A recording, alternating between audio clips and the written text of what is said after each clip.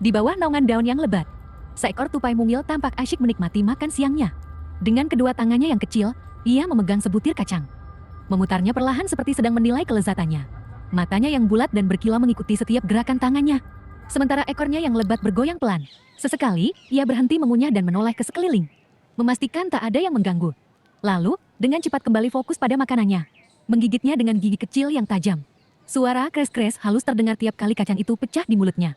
Lucu sekali melihat bagaimana wajah seriusnya berubah jadi puas setelah tiap gigitan. Meski kecil, tupai ini makan dengan penuh semangat. Seolah-olah kacang itu adalah harta karun paling berharga di dunia. Pemandangan itu membuat siapapun yang melihatnya ikut tersenyum.